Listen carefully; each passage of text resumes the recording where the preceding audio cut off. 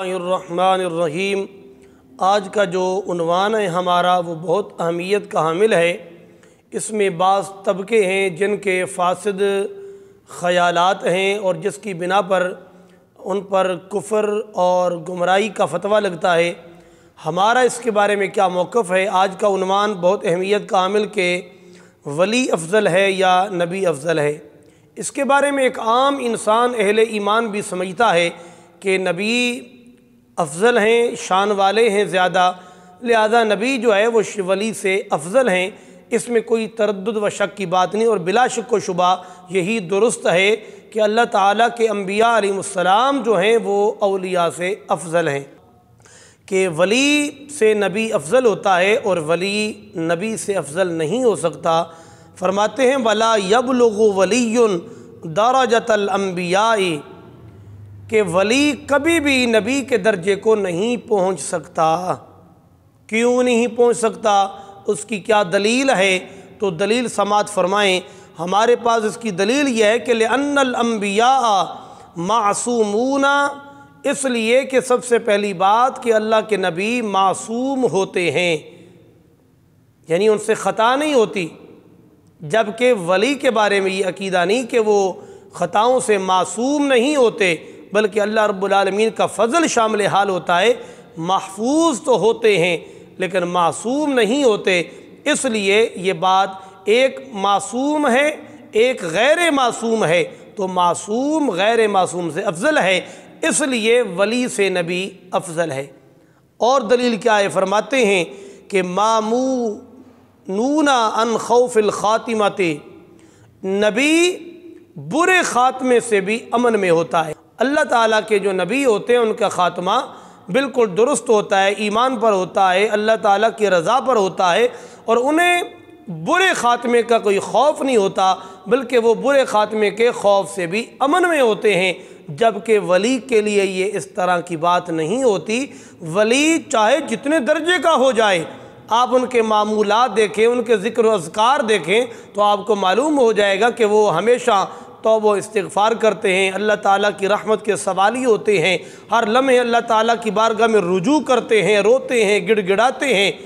اس بنا پر ولی برے خاتمے کے خوف سے امن میں نہیں ہوتا، اسے پھر بھی خطرہ ہے، وہ پھر بھی ڈر رہا ہے، پھر بھی معافی مانگ رہا ہے، اللہ تعالیٰ کی بارگاہ میں گڑ گڑا رہا ہے۔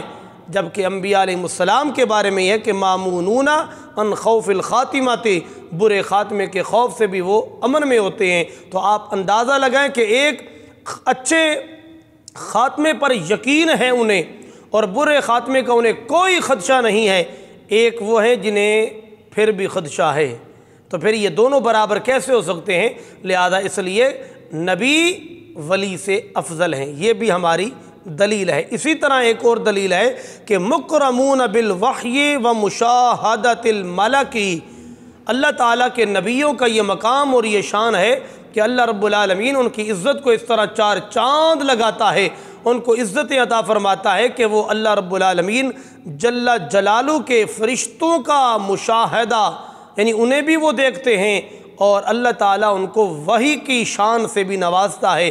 لہذا جن کو وحی کی جاتی ہے، جن پر اللہ کا پیغام اترتا ہے، اور جو اللہ کے فرشتوں کا مشاہدہ کرتے ہیں، یہ اتنی بڑی عزت ہے جو غیر نبی کو حاصل نہیں ہوتی۔ نہ تو وحی غیر نبی پر آتی ہے، اور نہ اس طرح فرشتوں کا مشاہدہ جیسے اللہ کے نبی کرتے ہیں غیر نبی اس طرح نہیں کر سکتے۔ اس لیے بھی یہ ایک دلیل ہے کہ انبیاء علیہ السلام اولیاء سے افضل ہیں۔ اور آگے فرماتے ہیں مامورون بتبلیغ الاحکام و ارشاد الانام، اللہ تعالیٰ کے نبی وہ ہوتے ہیں کہ جو مخلوق کو ہدایت عطا کرنے کے لیے ارشاد فرماتے ہیں، تبلیغ فرماتے ہیں، احکامات اللہ تعالیٰ کے پہنچاتے ہیں، تو احکام شرعی کی تبلیغ کرتے ہیں اور لوگوں کو ہدایت عطا فرماتے ہیں۔ اور بعض نے کہا کہ اس بنا پر کہ ولی نبی سے افضل ہوتا ہے، کیا فرماتے ہیں فما نقل عن بعض الکرامیت، ایک فرقہ ہے کرامیہ وہ کہتا ہے کہ ولی نبی سے افضل ہوتے ہیں۔ وہ کیوں؟ اس لیے کہتے ہیں من جواز کون الولی افضل من النبی، فرماتے جو یہ نظریہ رکھے جس طرح کہ کرامیہ ایک فرقہ ہے کہ ولی نبی سے افضل ہے، ہمارے عقائد کی بلند ترین کتاب کے اندر یہ عقیدہ موجود ہے کہ جو یہ نظریہ رکھے کہ ولی نبی سے افضل ہے تو یاد رکھے فرمایا کہ کفر و ضلال، وہ بندہ کافر بھی ہے اور گمراہ بھی ہے۔ یہ کیسے ہدایت پہ ہو سکتا ہے کہ ایک وہ بندہ ہے کہ جو نبیوں کے درجے کو نہیں پہنچ سکتا، معصوم نہیں ہے، برے خاتمے سے وہ امن میں نہیں ہے، اس کو وحی اور فرشتوں کا مشاہدہ نہیں ملا یہ عزت کا، ان پر تبلیغ احکام یعنی اس پر شریعت کے احکام نہیں اترے، لوگوں کو ان کو ہدایت دینے والا ہادی بنا کر جس طرح کے پیغمبر کو بھیجا جاتا ہے، مبعوث کیا جاتا ہے، ایسے نہیں بھیجا گیا، تو پھر وہ کیسے نبی سے افضل ہو سکتا ہے؟ تو کرامیہ جس طرح کے ایک فرقہ ہے وہ یہ کہتے ہیں کہ نہیں جی ولی جو ہیں وہ نبیوں سے افضل ہیں۔ فرمایا جو اس طرح کا نظریہ رکھے کہ ولی نبی سے افضل ہیں، یاد رکھ لیں کہ وہ کفر و ضلال، وہ کافر ہیں اور گمراہ ہیں۔ یہ ان کا قول حق بجانب نہیں ہے، بلکہ یہ ان کا جو قول ہے وہ باطل کی طرف ہے۔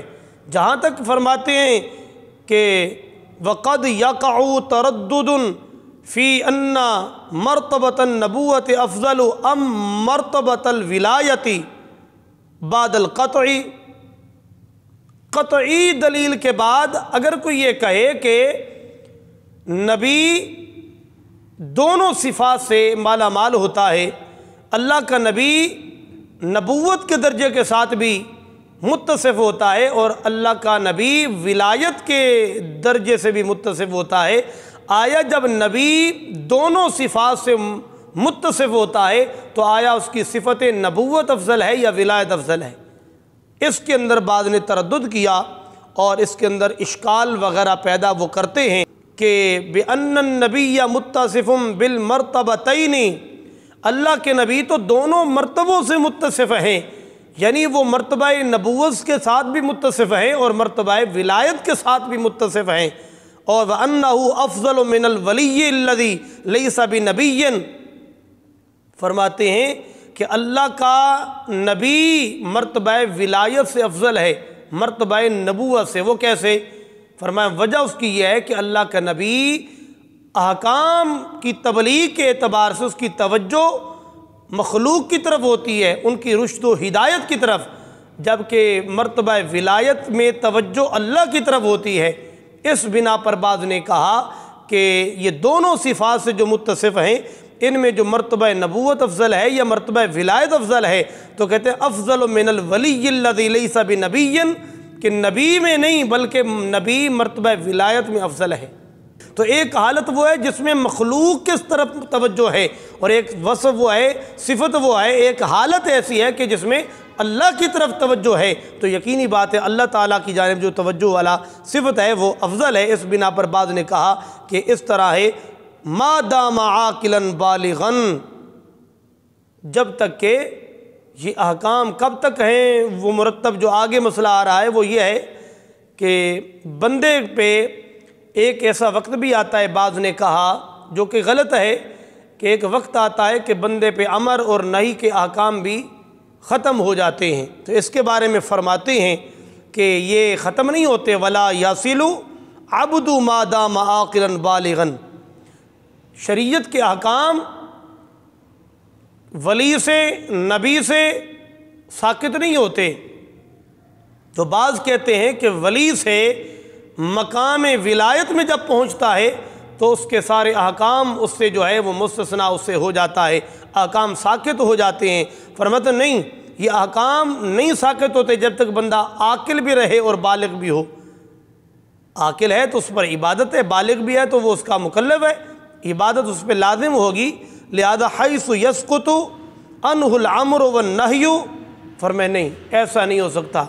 اب جو لوگ اس کے قائل ہیں کہ نہیں اللہ کا ولی جب اس مقام پر فیض ہوتا ہے تو اسے احکام ساقط ہو جاتے ہیں، فرمائے لعموم الخطابات الواردۃ فی تکالیف و اجماع المجتہدین علی ذالک وذهب بعض الاباحیین۔ فرماتے ہیں کہ یہ جو خطاب آیا ہے، وارد ہوا ہے کہ اعمال اس سے ساقط ہو جاتے ہیں، فرمایا کہ نہیں، یہ تکالیف ساقط ہو جاتی ہیں، ایسا نہیں ہے۔ سب سے زیادہ ذات اللہ تعالیٰ کے معبود تو ہمارے آقا و مولا ہیں، ان سے احکام ساقط نہیں ہوئے تو فرمایا اور کوئی کیسے ساقط ہو سکتا ہے؟ فرمایا تمام مجتہدین کا اس بات پر اتفاق ہے، اجماع ہے کہ ساقط نہیں ہوتے جب تک عاقل ہے، بالغ ہے، اللہ کا ولی ہے، نبی ہے، اس سے احکام ختم نہیں ہوتے کہ ایک ایسا درجہ آ جائے کہ اس کے نماز، روزہ، حج، زکوٰۃ اور بقیہ شریعت کے احکام اس پر لازم ہی نہ رہیں۔ نہیں، اس طرح نہیں ہے۔ جس طرح کے بعد اباحین، یہ بھی ایک فرقہ ہے، وہ یہ کہتا ہے، کیا کہتا ہے؟ وہ کہتا ہے کہ ان العبد اذا بلغ غایۃ المحبت وصفاء قلبہ واختار الایمان علی الکفر من غیر نفاق فقط عنہ الامر والنہی۔ وہ کہتے ہیں کہ جب بندہ محبت کی انتہا کو پہنچ جائے اور اس کا دل صاف ستھرا ہو جائے اور خالصتاً وہ ایمان کفر کے مقابلے میں قبول کر لیتا ہے بغیر نفاق کے، فقط اس سے امر نہیں وغیرہ سب ساقط ہو جاتے ہیں۔ اور وہ کہتے ہیں لا یدخلہ اللہ النار بارتکاب الکبائر، وہ کہتے ہیں کہ وہ پھر بندہ بڑے بڑے گناہ بھی کرتا رہے، اس کو اللہ تعالیٰ جہنم میں نہیں ڈالے گا۔ یقینی بات ہے اس فرقے کا یہ ذہن بھی غلط ہے، یہ نظریہ ان کا غلط ہے۔ وہ کہتے ہیں کہ سارے اعمال ساقط ہو جاتے ہیں، اور کہتے ہیں وَبَعْضُهُمْ إِلَىٰ أَنَّهُ تَسْقُطُ عَنْهُ الْعِبَادَاتُ الظَّاهِرَةُ، وہ بعض کہتے ہیں کہ ظاہری عبادت ہی ان پہ لازم نہیں رہتی، یہ بھی فرقہ غلط ہے۔ اور وہ کہتے ہیں وَتَكُونُ عِبَادَتُهُ التَّفَكُّرَ، اور وہ کہتے ہیں کہ بس اب اللہ کے پیاروں کی پھر فقط عبادت غور و فکر کرنا رہ جاتی ہے، یہ ظاہری عبادات ان پہ لازم ہی نہیں رہتی۔ یہ بھی ان کا نظریہ غلط ہے۔ ہماری اس کی دلیل یہ ہے کہ یہ تمام، چاہے وہ کرامیہ ہوں، اباحیین فرقہ ہو، یا اس کے علاوہ بعض اور نظریہ رکھنے والے ہوں، ان سب کا رد یہ ہم کرتے ہیں کہ فَإِنَّ أَكْمَلَ النَّاسِ فِي الْمُحَبَّةِ وَالْإِيمَانِ هُمُ الْأَنْبِيَاءُ، محبت میں، ایمان میں سب سے کامل جو لوگ ہیں وہ اللہ کے نبی ہیں، اور پھر اللہ کے سارے نبیوں میں جو سب سے زیادہ محبت میں، ایمان میں کامل شخصیت ہے، خصوصاً حبیب اللہ تعالی صلی اللہ علیہ وسلم، سب سے زیادہ ذات کامل ہمارے آقا و مولا کی ذات ہے۔ فرمائے مع ان تکالیف فی حقہم، ان کی تکالیف ان کے حق میں ختم تو نہیں ہوئی، وہ برقرار رہی۔ اور اسی طرح وَأَتَمُّ وَأَكْمَلُ، حضور حالانکہ پوری کائنات میں سب سے زیادہ کامل و اکمل ہیں۔ باقی جہاں تک حضور کا یہ فرمان ہے وَأَمَّا قَوْلُهُ علیہ السلام اِذَا أَحَبَّ اللَّهُ عَبْدًا لَمْ يَضُرَّهُ ذَنْبٌ، حضور کا فرمان ہے کہ جب اللہ تعالیٰ کسی بندے سے پیار کرتا ہے پھر بندے کے گناہ اسے کوئی نقصان نہیں دیتے، تو اس کا معنی یہ نہیں ہے کہ پھر بندہ عبادت چھوڑ دے اور گناہ کرتا رہے۔ اللہ کے پیارے تو پیار کا لحاظ کرتے ہوئے گناہ کرتے ہی نہیں ہیں۔ تو فرمائے فَمَعْنَاهُ، اس کا معنی یہ ہے أَنَّهُ عَاصَمَهُ مِنَ الذُّنُوبِ فَلَمْ يَلْحَقْهُ ضَرَرُهَا، اس کا مطلب یہ ہے کہ اللہ رب العالمین اپنے ان پیاروں کو گناہوں سے محفوظ کر لیتا ہے، بچا دیتا ہے، لہذا جب وہ گناہوں سے معصوم اور گناہوں سے محفوظ ہو جاتے ہیں، گناہوں سے بچ جاتے ہیں، تو پھر گناہ ان کا کچھ بھی نقصان نہیں کر سکتے، گناہ انہیں کوئی ضرر اور تکلیف نہیں پہنچاتے۔ یہ اس کا مفہوم ہے۔ لہذا یہ تمام جتنے بھی گروہ ہیں ان کا یہ رد ہے، اور ہمارا یہ نظریہ ہے کہ اللہ تعالیٰ کے نبی جو ہیں وہ ولی سے افضل ہیں۔ اللہ کے نبی کا غیر نبی مقابلہ نہیں کر سکتا، غیر نبی چاہے جس درجے کا ہو جائے وہ نبی سے نہیں بڑھ سکتا، لہذا نبی جو ہے وہ ولیوں سے افضل درجے والے ہیں، ہر اعتبار سے شان و شوکت میں بلند ہیں۔ اللہ رب العالمین صحیح عقیدہ رکھنے کی سعادت نصیب فرمائے۔